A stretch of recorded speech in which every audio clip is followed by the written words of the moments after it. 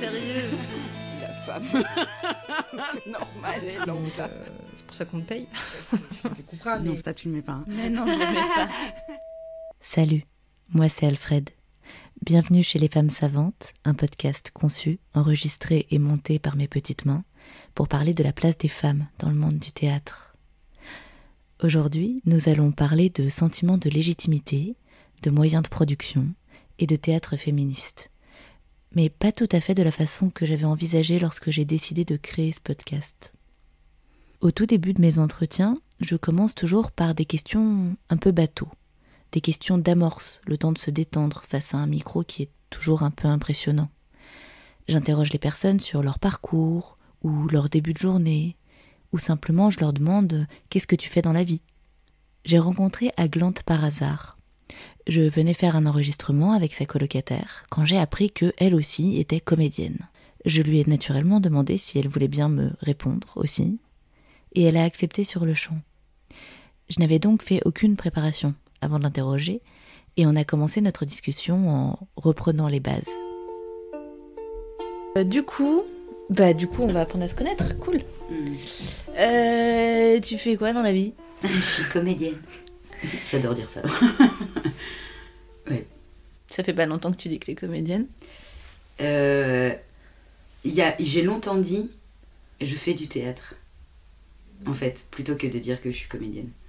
Je crois que c'est venu avec l'intermittence. Tu vois, d'être payée pour ce que je fais, ça, même si je savais que dans le fond, ça fait longtemps que je suis comédienne en soi. Mais j'arrivais pas à dire je suis comédienne. Je disais je fais du théâtre. T'as eu quand ton intermittence ? En 2019. Ok. Et t'as pas eu une espèce de phase chelou où t'as dit je fais du théâtre quand même ? Ou non, dès que t'as été intermittente, tu t'es dit c'est bon, je suis validée ? Non, ouais, dès que je jouais, ça a validé. Ça m'a validé en fait. D'avoir un statut, d'être payée pour ce que je fais. Ça valide par rapport à moi, parce que c'est aussi c'est un plaisir de se dire que ben voilà, ça y est, on est dedans, même si c'est un statut qui est toujours très difficile à faire perdurer évidemment. Mais puis ça valide aussi auprès de ta famille qui ont un peu les chocottes quoi, quand tu leur dis je veux faire du théâtre, je veux être comédienne, voilà. Donc le fait d'avoir le statut, ouais, ça a validé, ça a assis une position quoi, en fait. Ta famille voulait pas trop que tu fasses ça ? Non, pas tellement, non. Mais en fait, ça a été un peu compliqué, ouais. Première année de fac, j'ai fait langue étrangère appliquée. Parce que je voulais faire art du spectacle, moi, mais sauf que ma famille, c'était un peu... Non, mais tu peux faire ça à côté, c'est un hobby. Voilà. T'es doué en langue, fais des langues. Donc, ce que j'ai fait, et en fait, à la fin de la première année, je les ai regardés, j'ai fait, non, en fait, je suis désolée, mais c'est vraiment là où j'ai envie d'aller, et je vais y aller. Bon, après, ils ont été contents, parce que ils ont vu que, pour moi, dans ma vie personnelle, dans mon ouverture au monde, aux gens, ça a vraiment changé des choses, quoi. Enfin, j'ai vraiment changé de caractère, enfin évolué vers quelque chose de plus ouvert, plus positif, plus souriant, plus... Donc ils se sont dit, on a peut-être bien fait de la laisser faire, finalement. Donc voilà. On a eu raison de pas lui mettre des bâtons dans les roues. Ouais, c'est ça. c'est ça. Puis maintenant, ils sont trop fiers, ils sont là genre, oui, alors ma sœur, elle a joué à Paris. Alors ils sont contents, quoi. Ils sont contents. Le fait qu'il ait été aussi compliqué pour elle de se décrire comme comédienne est probablement plus commun que ce que je ne pensais. Et plusieurs personnes ont eu la même hésitation quand je leur ai demandé ce qu'elle faisait dans la vie. Comme Marinette, par exemple. Qu'est-ce que tu fais dans la vie ? Alors, je suis comédienne. Donc, j'ai fait beaucoup d'écoles de formation. J'en ai fait 3. Et je suis intermittente après de nombreuses années à galérer. Je le suis enfin. Donc voilà, c'est enfin mon métier. Top. Est-ce qu'avant d'avoir ton intermittence, tu disais que t'étais comédienne ?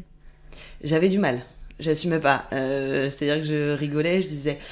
j'essaye de devenir comédienne et d'en vivre. Voilà. Donc non. Avant d'avoir l'intermittence, j'assumais pas le fait d'être comédienne. Et même aujourd'hui encore. J'ai du mal à dire et à assumer devant les gens, je suis comédienne. Mais ça commence à aller mieux. C'est cool. Moi, j'ai toujours un peu peur d'être jugée des gens. Parce qu'ils connaissent pas, ou bien ils se disent c'est un peu prétentieux. Attends, toi t'es comédienne, ça va, redescends, t'as rien fait, t'es personne. Donc il y a toujours un peu cette peur de paraître prétentieuse. Enfin, pour moi en tout cas. Ouais. Et t'as déjà eu des gens qui t'ont dit ça ? En fait, des gens du milieu qui après te disent « Ah, et du coup, qu'est-ce que t'as fait ?» Et toi, tu sens 2-3 petits trucs que t'as fait, mais pas grand-chose, et tu les sens un peu gênés. Où ils répondent « Ah, ok. Ah oui, bon, oui, ok. Voilà. » Donc, oui, un peu quand même. Enfin, ils te le disent pas clairement, mais tu le ressens, quoi. Cette difficulté à se légitimer dans la pratique théâtrale, je l'ai retrouvée chez énormément des femmes qui ont répondu à mon micro. Nous parlions de son parcours général avec Dorimène quand elle m'a raconté ce projet qui lui tenait à cœur. J'avais même repris, j'avais été prise à un gros projet de théâtre franco-italien, là, il y a peut-être 2 ans. Et déjà, aux sélections, je me disais, quand je voyais tous ces gens-là à fond dans le théâtre, des trucs machin, il y avait la moitié, c'était quoi en tout, dans le projet, on était 30, 15 Français, 15 Italiens, et Italiennes, et Françaises. Et aux sélections, déjà, je me disais, mais jamais je serais prise. Et au final, j'ai quand même été prise. Donc là, je me suis dit, bon, peut-être que ça peut marcher. Et en fait, je l'ai hyper mal vécu. Je l'ai trop mal vécu parce que je me suis mise dans une position. En plus, c'était du théâtre social et moi, moi, je veux faire du théâtre social. Pour moi, le théâtre doit être social, en fait. Et en fait, je me suis mise dans une position où j'ai hyper complexé. Je me suis comparée aux autres en permanence et du coup, j'arrivais pas à avancer. Et c'était un projet sur 2 ans. Je l'ai arrêté au bout d'1 an, alors que j'ai vécu des trucs géniaux, mais toujours avec ce traumatisme en fait de t'y arriveras jamais. Et du coup, comme actrice. Ouais, c'est ça. Vous m'avez entendu demander à Dorimène si c'était un projet en tant qu'actrice. C'est parce qu'elle a arrêté la pratique théâtrale en jeu depuis ce projet. On pourrait croire simplement que c'est donc parce qu'elle n'était au fond pas faite pour ça qu'elle s'y sentait mal. Mais ce sentiment d'illégitimité se retrouve aussi chez des comédiennes professionnelles, comme par exemple chez Louison. J'étais sur une grosse prod là dernièrement, et puis même ça fait un petit moment qu'on l'a créée. Et en fait, c'est marrant, comme on se rend pas compte, mais chaque jour j'avais un peu le complexe de l'imposteur, et je l'ai toujours, malgré le fait que c'est un spectacle qui tourne depuis 2 ans, qu'on m'a choisi, que j'ai passé un casting et tout ça. Il y a toujours un moment, juste avant de rentrer sur scène, où j'ai archi peur que quelqu'un me tire par le bras en disant non, ça sera pas toi aujourd'hui, ça sera elle, vas-y, tu vois. Mais c'est irrationnel, parce que je sais que ça n'arrivera pas. Mais en même temps, il y a eu beaucoup d'éléments qui ont pu me faire penser que j'étais pas indispensable, tu vois, à l'élaboration de ce travail, que j'étais remplaçable. Et c'est un truc qu'on dit souvent, hein, les acteurs sont remplaçables. Et je sais pas quoi penser de ça, parce que je me dis, bah oui, factuellement, si c'était pas moi, ça serait quelqu'un d'autre. Et j'ai pas l'ego de me dire, non, c'est moi, tu vois, je suis l'élu. Non, je suis pas l'élu, tu vois, donc on se calme. Mais des fois, je discute avec des gars, des comédiens, et je me rends compte qu'ils se disent jamais ça, eux. Jamais. Que limite, ils me regardent comme une folle pour me dire ça. Bah non, qu'est-ce que tu vas chercher ? Bah je sais pas, peut-être parce que toute ma vie, on m'a fait comprendre que, voilà, que c'était moi là, mais que ça pourrait être quelqu'un d'autre. Et aussi parce que statistiquement, il y a beaucoup plus de nanas. Il y a beaucoup plus de nanas qui font ce métier. Donc, ouais, c'est complexe. Bien entendu qu'il y en a aussi des acteurs qui sentent le poids de la légitimité. Évidemment que dans un métier de corps et d'image, la peur de ne pas être suffisant est pesante. Mais là, toutes les femmes que j'ai interrogées ont placé ce doute de légitimité très haut dans l'échelle des problématiques rencontrées dans leur travail. Pourquoi donc cette différence serait-elle marquée ? Peut-être qu'une piste de réponse existe dans la réaction de Ascagne quand je lui ai demandé « Est-ce que tu as déjà ressenti du sexisme dans ton parcours théâtral ?» Typiquement, quand on va pour le festival et qu'on s'adresse à des gens, même des femmes, pour des demandes de subventions, des choses comme ça, les gens ne parlent qu'à ils me considèrent pas quand je parle. Alors qu'en fait, on est tous les deux co-dirigeants et co-metteurs, enfin on est metteurs en scène et on dirige tous les deux le festival à part totalement égale. Donc c'est un peu étonnant quand tout d'un coup, même une femme en fait ne s'adresse que à ton partenaire parce qu'il est masculin et que toi t'es assise à côté et que tu viens de sortir une phrase et qu'elle répond quand même au mec. Donc là tu fais ok. Donc ça c'est quelque chose qui peut me mettre un peu sur les nerfs. Après, ouais, de façon générale, de toute façon, je le sens tout le temps, mais c'est pas quelque chose qui me... Enfin, j'y accorde pas beaucoup d'importance, en fait. Je veux dire... Bon, c'est peut-être une parole un peu défaitiste, comme ça, mais je veux dire, on est tellement habitué à ça que... Tellement habitué à ça qu'on n'aura jamais vraiment la fin de cette phrase. Mais... peut-être que si on donne par convention sociale une écoute plus élevée aux hommes, ça pourrait expliquer pourquoi les femmes ont plus de difficultés à se valoriser dans leur propre discours. Parce que ce défaut de légitimité ne touche pas qu'au théâtre, bien entendu, comme le raconte Marianne. La légitimité de parole, moi, ça a été de toute façon toujours un délire. Hein. Enfin, d'arriver à exprimer mon opinion clairement et puis à le sentir valable et suffisamment intelligent pour être entendu et dit. Donc oui, ça a confirmé un petit peu ces angoisses que je pouvais avoir auparavant, effectivement. Pour par la suite m'en extraire et m'en foutre complètement dans ma vie actuelle, hein, ce qui est plutôt positif. Mais oui, j'ai eu l'impression d'avoir moins le droit de me plaindre aussi, d'avoir moins le droit d'échouer, d'avoir moins le droit de dire clairement ce que je pensais en fait. Et parfois elles osent mais n'osent pas vraiment, mais osent quand même.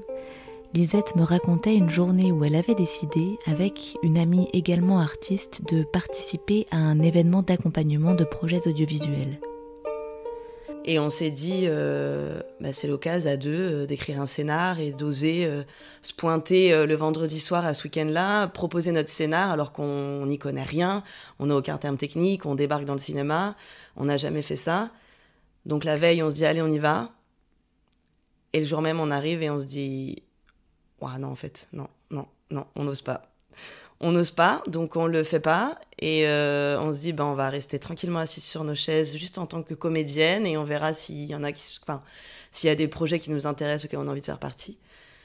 Et en fait, on s'est senti hyper bête à la fin de la présentation de tous les projets, parce que il y avait par exemple une nana qui débarque d'Espagne, qui parle très peu français, qui connaît personne, qui a aucun matos, aucune équipe, et qui nous raconte son projet qui est à fond. Et ça marche, quoi. Donc on s'est senti hyper bête. Et du coup, on s'est dit, putain, ça suffit maintenant, faut arrêter d'avoir peur à la moindre occasion et de pas oser.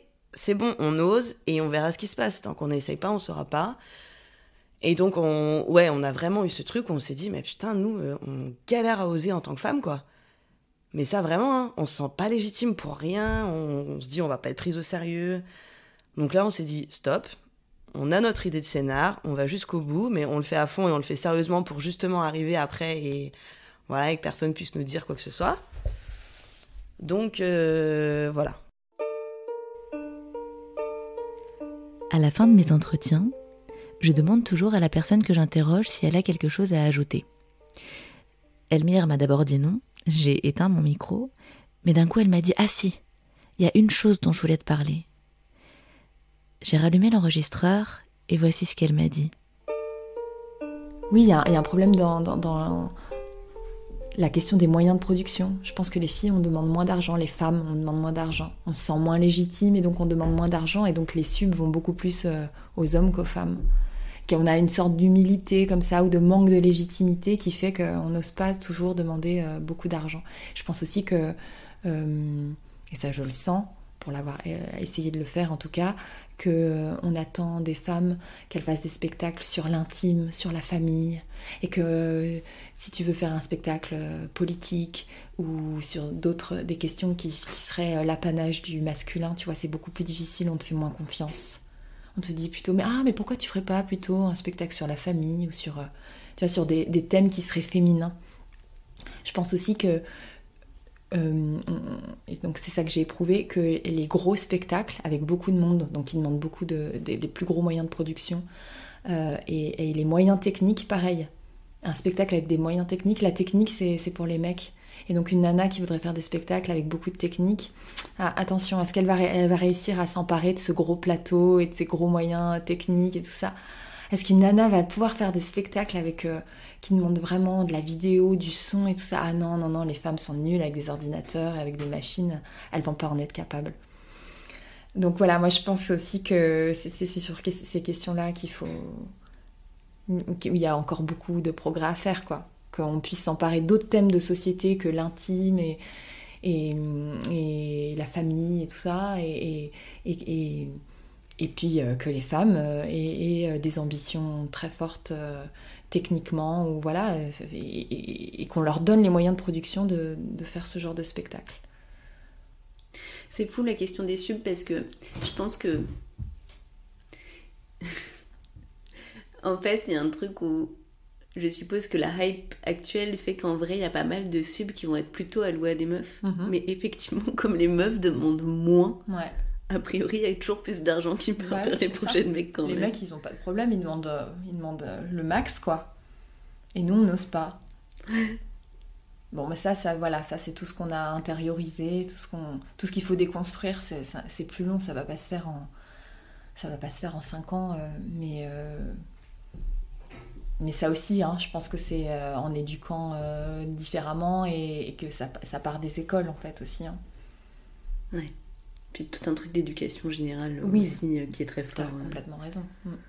Et puis je crois que les nanas, les filles, on a vraiment beaucoup plus de problèmes de légitimité, tu vois. J'ai l'impression que les garçons, ils disent, par exemple, les garçons qui essayent d'écrire en école, ils se permettent tous, ils font des cartes blanches et ils se permettent... Mais ils ont raison de se permettre. Et je pense que les femmes, on se permet beaucoup moins. On se pose des questions, mais est-ce que je vais être à la hauteur? Il y a tellement de grands textes et tout ça. On se pose beaucoup plus de questions. On nous autorise moins, en fait. Il faut qu'on soit un peu, je pense, insolente avec ça et qu'on se dise, j'ai le droit d'essayer, moi aussi. Faire des gros trucs, des trucs trop grands, et se planter comme plein de mecs se sont plantés dans l'histoire de l'art, tu vois. J'ai quelqu'un que j'aime beaucoup qui a passé un concours, pas du tout de théâtre, il y a 2 ans, et qui était tétanisé d'aller passer l'oral, mais tétanisé. En mode, mais attends, en plus si je fail le groupe, tu vois, toutes les questions de légitimité générale. Alors moi je l'ai regardé, et je lui ai dit, tu sais ce que tu vas faire, chouchou? Tu vas y aller avec la confiance en toi d'un mec cis blanc hétéro. Bah ouais. Tu vas juste faire ça, tu vas juste mettre dans ta tête cet état d'esprit, tu vas dire, eux ils y vont comme ça, moi je peux y aller comme ça. Et en fait, oui, parce que c'est juste ça, la différence de la façon d'appréhender toutes les questions de légitimité, de l'espace public, de comment tu prends les trucs, tu vois, de voir des bandes de mecs qui marchent sur un trottoir et des bandes de meufs, c'est un cliché, mais les mecs, ils sont obligés de marcher côte à côte et de prendre tout le trottoir. Pourquoi les meufs, elles se mettent à la finlandienne en faisant pardon? C'est ça, on s'excuse.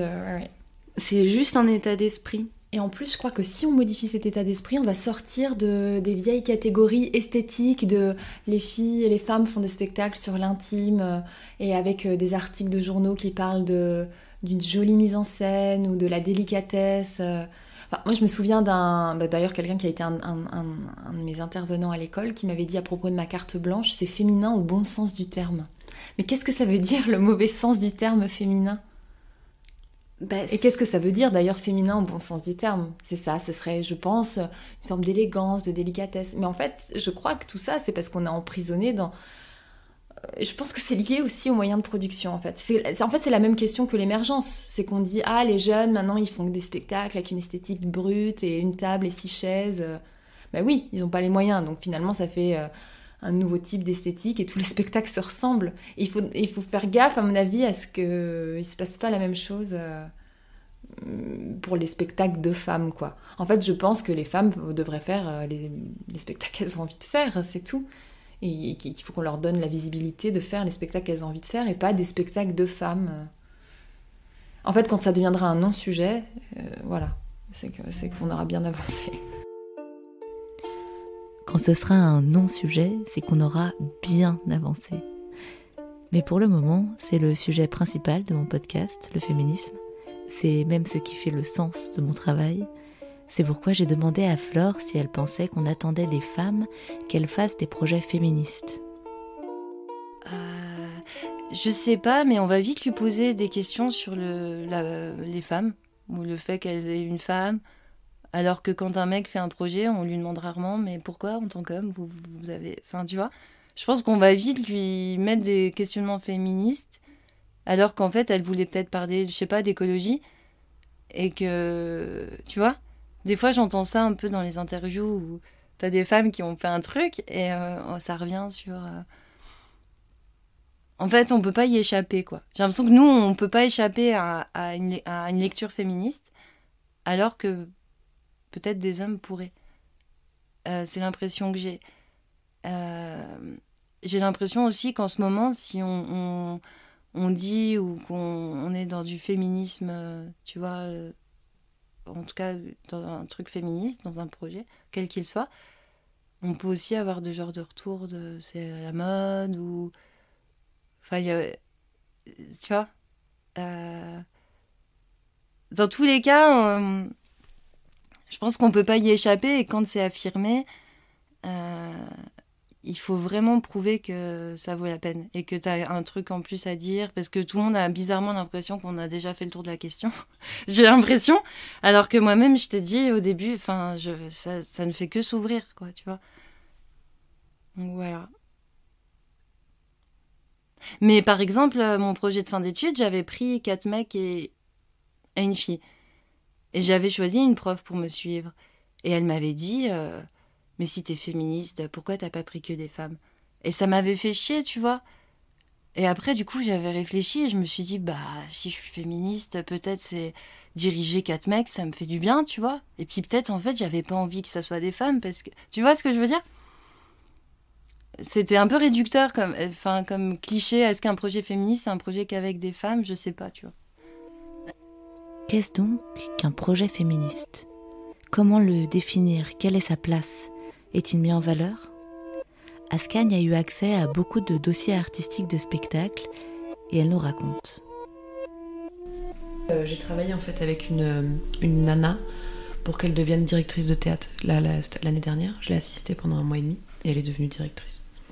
Et elle a fait une programmation exclusivement féminine, ce que je trouvais aussi très bien, si elle en a envie, tu vois. Et pour ces raisons qui lui sont chères, et je comprends.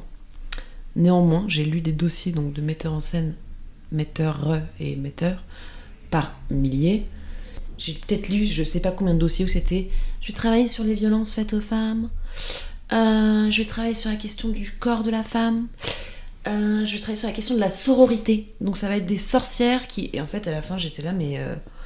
Je veux dire, ça peut être super, et je n'ai rien contre les sujets choisis, mais à un moment donné, quand tu ne vois plus que ça passer, en fait, tu te dis, mais on va vers quoi, là ?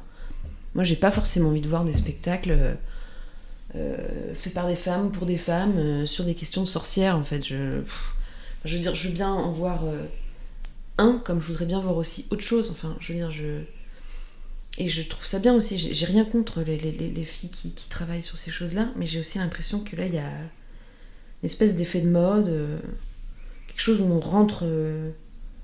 où ça ne va être plus que ça. Je trouve ça pas si intéressant, moi. J'aime bien quand les choses restent diverses. La vie est bien plus... Tu vois, tellement plus de choses à traiter. Est-ce que tu as l'impression qu'il y avait plus de diversité dans les programmations avant ? Non. J'ai juste l'impression que c'était d'autres trucs. Oui, c'était d'autres trucs. Moi, j'ai l'impression que c'est vraiment des mouvements, des moments. En fait, juste pour dire encore, c'est que malgré tout, donc j'ai assisté cette femme metteur en scène pour qu'elle devienne directrice de théâtre. Et elle est devenue directrice de théâtre. Et en fait, ce qui est super là en Belgique, par exemple, c'est que les 3-4 dernières nominations, enfin les 3-4 derniers théâtres qui ont changé de direction, ça a été pris par des femmes. Ce qui fait que maintenant, c'est vraiment équilibré. En fait, dans le paysage culturel belge, t'as vraiment, à Bruxelles, t'as vraiment un équilibre. T'as autant de femmes directrices que d'hommes directeurs. Ça, je trouve ça magnifique. Je veux dire, je trouve ça important. Évidemment, que les choses se rééquilibrent, que on soit conscient de ces choses-là et qu'on ne soit pas en train de lire juste un mec parce que c'est un mec et que les dossiers des meufs de toute façon, voilà. Donc ça, je trouve ça super. J'ai été surprise quand Askagne m'a parlé d'un effet de mode. Probablement parce que ce n'est pas la réponse que je voulais qu'on me donne. Et pourtant, moi-même, quand j'en parlais à Elmire, je disais qu'il y avait une forme de hype autour de ça. À la suite du mouvement de dénonciation des violences et de l'inégalité homme-femme, la recherche de projets féministes a été mise très en avant dans les programmations. Lisette, qui a un parcours artistique multidisciplinaire, m'en a parlé spontanément. Et moi, il y a aussi beaucoup de discours dans l'art de gens qui disent oui, mais du coup, avec toutes ces questions sociétales, ça devient problématique que, par exemple, des appels de projets ou des offres ou quoi soient réservés à un certain type de personnes, qu'on ne regarde plus que les œuvres sous ce prisme-là. Mais j'ai envie de dire, mais en fait, on a toujours fait ça déjà, de base. En fait, il y a toujours eu un moment, un prisme qui a primé sur un autre dans l'enjeu même de l'art. Donc déjà, à partir de là, c'est plutôt à le format institutionnel de comment se passent des appels à projets ou autres, ou des trucs comme ça qu'il faut remettre en question. Et je trouve que c'est même un peu ridicule de faire ça. Mais c'est surtout que je me dis, mais genre, déjà, ça a toujours fonctionné comme ça. Il y a toujours eu un moment où les appels à projets ou les autres ont voulu s'interroger sur les questions contemporaines et ont toujours voulu se saisir de ces enjeux-là et du coup, parfois même passer peut-être à côté de certaines choses pour être plus dans le moment présent et l'actualité. Et en plus, j'ai envie de dire, mais ces questions-là qu'on évoque et si elles sont... En fait, c'est juste, pour moi, ce qui se passe en ce moment, c'est juste qu'on offre un autre point de vue et qu'on s'ouvre à une pluralité des regards. Enfin, j'espère qu'on le fait, parce que genre, peut-être aussi que je suis trop ancrée dans moi, mon milieu un petit peu, et que je regarde un peu ce que j'ai envie de voir. Mais du coup, si à un moment ça prend de la place, un autre point de vue, en fait, tant mieux, dans le sens où ça bouge, ça change, on va se re-questionner sur d'autres valeurs, on va se questionner sur d'autres manières de penser, et ça, de toute façon ça va fluctuer, de toute façon ça va bouger. Et si quelqu'un fait un bon film, il fera un bon film, voilà. Et encore, on peut remettre en question ce qui est un bon film pour quelqu'un et ce qui est un bon film pour quelqu'un d'autre. Donc à partir de là, tout est subjectif. À partir de là, il faut aussi que ça s'entremêle. Et c'est vraiment des discours que j'arrive vraiment plus, je pense, à entendre. Parce que je trouve que c'est soit des gens qui sont juste naïfs de croire qu'ils sont dans un milieu gentil bisounours où il n'y a pas d'enjeu autre que l'art, parce que c'est faux. L'art, il est ancré dans la société. L'art, il a un enjeu économique. L'art, il a un enjeu culturel. L'art, il a un enjeu social. Et au bout d'un moment, tu rentres dans ce jeu-là, tu en fais face aussi. Et tu en fais face avec les problématiques que ça te pose. Toi, en tant qu'artiste, à des moments, si t'es pas en accord avec ce qui se passe, ça fait aussi partie peut-être de ta manière de créer. Ça fait aussi partie de toi. Et du coup, de crier la connerie que c'est de se focaliser sur peut-être trop la place des femmes et pas assez sur l'œuvre, je trouve que c'est vraiment un faux argument qui, à mon sens, c'est juste que les gens qui crient ça sont des gens qui ne se rendent compte ou n'aiment pas la position dans laquelle ça peut les mettre. J'ai demandé à Elmire son rapport à la femme dans son travail. Je lui ai demandé parce que je sais sur quoi elle travaille. C'est un peu de la triche. Est-ce qu'en tant que metteuse en scène, la question de la féminité, de la femme est au centre de tes préoccupations ou pas du tout ? Alors, en fait, c'est compliqué de répondre à cette question parce que oui, de fait, oui, ça fait partie des questions qui m'intéressent et en même temps, je crois que... Enfin, c'est sûr, parce que ça me concerne et que je le vis au quotidien et puis que je crois que c'est quelque chose qui m'interroge depuis des années, donc oui. Et en même temps, ça m'agace beaucoup qu'on soit en attente de ça de ma part. Bon, voilà, déjà là, on me reconnaît si jamais t'en parles. Mais en tout cas, dans mon premier spectacle, il était question de la manière dont on éduque les filles et d'une prise de conscience par un groupe d'hommes qui n'ont pas été élevés de la même façon que les jeunes filles à la même époque. Mais il était aussi beaucoup question dans d'autres choses, et notamment du suicide adolescent. Et en fait, j'ai eu l'impression qu'on attendait de moi de faire un spectacle militant et féministe parce que j'étais une femme. Donc, oui, ça m'intéresse, et en même temps, j'ai pas envie d'être réduite à ça. Et ça m'agace, en fait, que en tant que jeune metteuse en scène, on me mette dans cette case de programmation de femme qui fait des spectacles sur les femmes.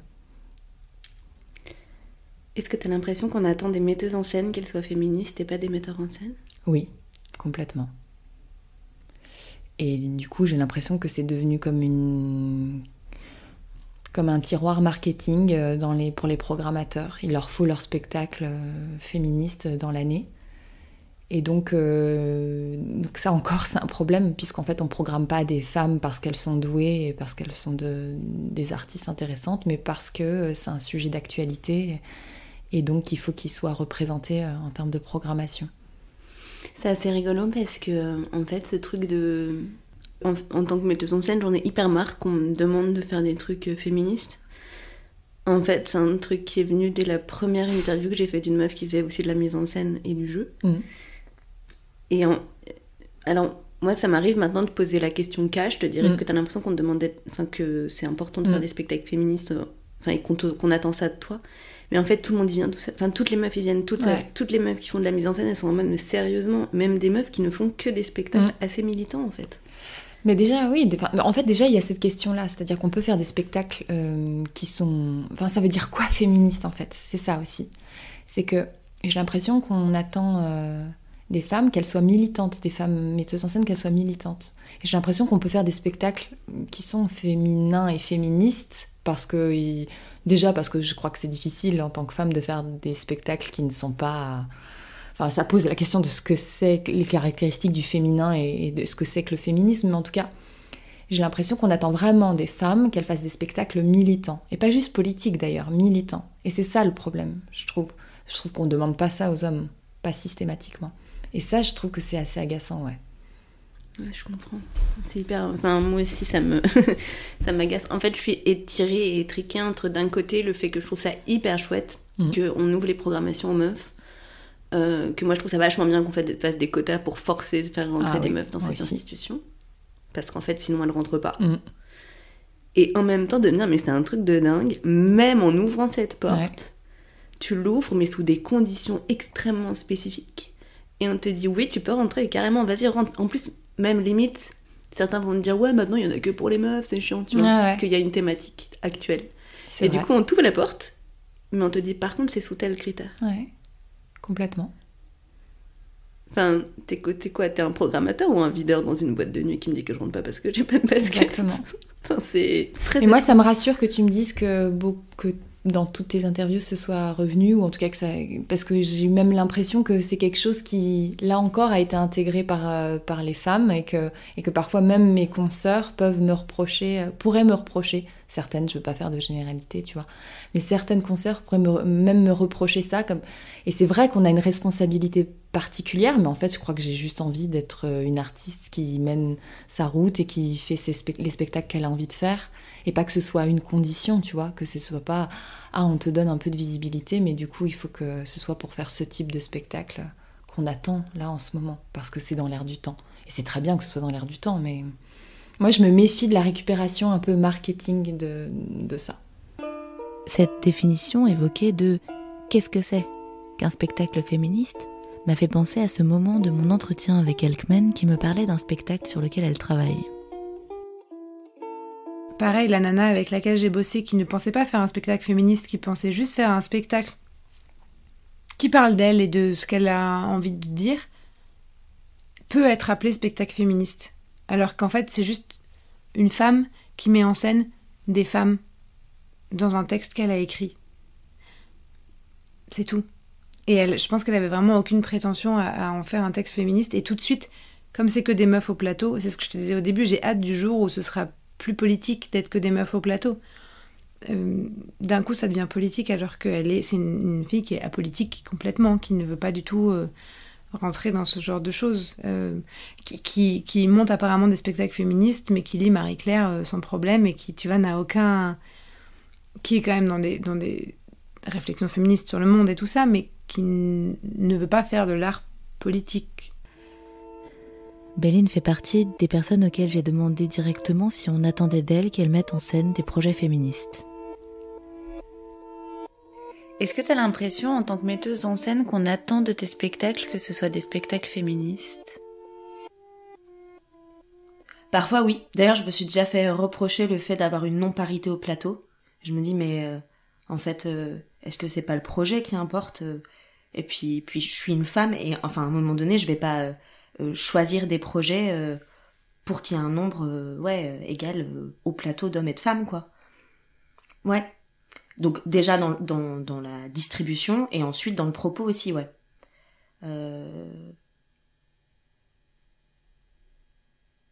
Ouais. J'essaye de réfléchir dans les projets là actuels, mais bon, de toute façon, j'en parle d'une certaine façon. En tout cas là, dans le dernier projet, je parle de cette difficulté à être soi et à évoluer dans les traditions familiales ou essayer d'en sortir, enfin, et avec tout ce que ça peut impliquer, quoi, pour l'homme et la femme. Mais oui, je crois quand même qu'il y a une attente, quoi. Ce qui m'a le plus interrogée, c'est que ces femmes que j'interroge sont féministes.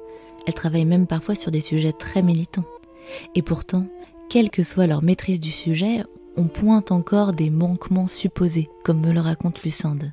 Sur le truc de l'intellectuel, ça j'ai l'impression de l'avoir vécu, mais tout le temps, ce truc de tu dis un truc et t'as vraiment l'impression qu'on t'écoute pas, quoi. T'es pas là pour ça. T'es super, mais tu vas faire des blagues ou tu vas faire autre chose, tu vois, mais tu vas pas discuter... Tu vas pas avoir la prétention d'avoir un avis sur le texte non plus. Ou une chose à raconter, même une anecdote. Attends.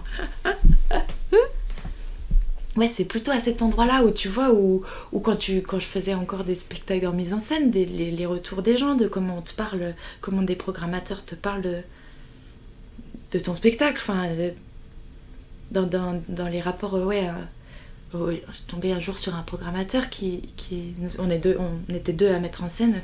Il disait que notre spectacle n'était pas assez féministe, tu vois. Quand même, t'entends des trucs où t'es là. Alors, peut-être qu'il ne te plaît pas ce spectacle, ça c'est une chose et il n'y a pas de souci. Mais qui es-tu toi pour nous dire ce qu'est le féminisme, enfin, ce que devrait être le féminisme. Qui savait mieux que nous, quoi. Et vous étiez deux meufs ? Oui. Et c'était un mec ? Bah bien sûr. Ah, c'est génial. Oui. Et c'était un spectacle sur la domination masculine, tu vois, donc tu te dis, bah alors c'est peut-être, voilà, pas ta gamme, il n'y a pas de souci, mais par contre on a quand même un peu réfléchi le sujet avant, tu vois, on a lu 2-3 textes, bon. Ah, c'est incroyable, j'adore. Ah, celle-là, elle était bien, ouais. Des témoignages de jeunes femmes dont le niveau de féminisme a été remis en question par des hommes de pouvoir, j'en ai reçu plusieurs. Et je trouve ça assez fascinant de reprocher à une femme qui souffre quotidiennement d'un sexisme qu'on ne peut pas éprouver, de ne pas être suffisamment féministe. Mais c'est clair que moi, par exemple, je réalise ces derniers temps que j'ai plus envie de travailler avec des gars. Mais très simplement, tu vois. C'est même pas, je veux dire... je sais pas, j'ai plus envie. Alors que ça amène d'autres choses, hein, d'être obligé de travailler avec des meufs. Hein, tu vois, genre, là, sur ma mise en scène, il y a que des meufs. Et c'est pas faute d'avoir essayé de trouver des gars à la technique, à la régie. Bah non, en fait, on est que des meufs. Et ça pose d'autres problèmes parce qu'en plus, c'est vachement introspectif, ce que je demande, etc. Donc mais ça pose d'autres problèmes parce qu'il faut s'extraire du regard du metteur en scène. Donc il faut s'extraire du regard de papa, tu vois. Il y a personne dans la salle qui va te dire c'est bien ce que tu fais, t'es belle, t'es intelligente, continue. Personne va faire ça. Tu dois être ton propre cheerleader, tu vois. Donc c'est vachement dur quand on n'a pas l'habitude de faire ça, quand on n'a jamais fait ça. Mais je pense que c'est important d'en passer par là pour comprendre à quel point la vie d'un pauvre gars au fond d'une salle, un peu bedonnant, finalement est pas si important que ça pour ton estime de toi-même, quoi. Une fois encore, c'est la légitimité qui est en jeu. Cette légitimité dont nous avons longuement parlé avec Ascagne. Je lui ai demandé si elle pensait que ces rapports très conflictuels à la légitimité étaient conditionnés par le fait d'être une femme. En fait, je me suis posé beaucoup la question, évidemment, puisque je suis une femme, mais quand je me suis dit que j'allais sortir de l'école, en fait, ici en Belgique, t'as un truc où tu dois déposer un dossier, c'est un gros dossier de demande de subvention que tu fais une fois dans l'année. Et je me suis dit, tiens, et si je déposais ce dossier pour 2 projets différents, qui auraient à peu près la même valeur artistique, bon, ce qui est déjà compliqué à inventer, tu vois, mais essayer de créer 2 projets, et d'en déposer un sous un nom masculin, et un sous un nom avec mon nom, et de voir lequel des 2 serait pris, tu vois. Si un des 2 est pris, etc., etc. Bon, je voulais faire ça, en fait, j'avais ça comme projet à la sortie de l'école, et de me créer une fausse identité masculine et tout ça. Et de voir si je pouvais lancer sur les 2 fronts une carrière professionnelle, une fois sous la vie d'un homme et une fois en tant que moi. Et en fait, je me suis dit que je n'allais pas faire ça parce que malgré tout, je pense que la chance que j'ai en ce moment, c'est d'être une femme. Et en fait, il y a quelque chose encore là-dedans qui me saoule, enfin, en tout cas, qui me fait me poser des questions, qui est... Est-ce que justement, par exemple, j'ai pas été programmée là parce que je suis une nana ? Est-ce que les gens maintenant... En fait, si ça devient une espèce de discrimination positive, c'est chiant aussi. Parce qu'encore une fois, moi, je voudrais pas Je voudrais qu'on m'accorde de l'intérêt si mon travail en vaut la peine. Et pas parce que je suis un homme ou une femme. C'est ça que je voudrais, moi. Plus que maintenant, il faut beaucoup de filles dans les programmations, donc on va prendre... elle, pourquoi pas ? En plus, elle est jeune, c'est super. Et elle sort d'école, on n'a qu'à faire le pari. Parce que du coup, ça... Typiquement, ça te met au mauvais endroit, en fait. Tu te dis, mais est-ce qu'on m'a pris parce que je suis une nana ou est-ce qu'on m'a pris parce que mon travail est bien ? Et ce qui fait que... Ouais, c'est pas facile, après tu commences à douter. Et pourtant, ne doutons pas. Ne nous laissons pas douter de nous-mêmes. C'est le meilleur moyen de ne rien faire. Nous avons la possibilité d'être programmés, profitons-en. Certains et certaines ne nous trouvent pas assez ou trop féministes. Tant pis pour elles et pour eux. Soyons fortes et soyons fières. On se retrouve la semaine prochaine et d'ici là, courage, ne lâchez rien.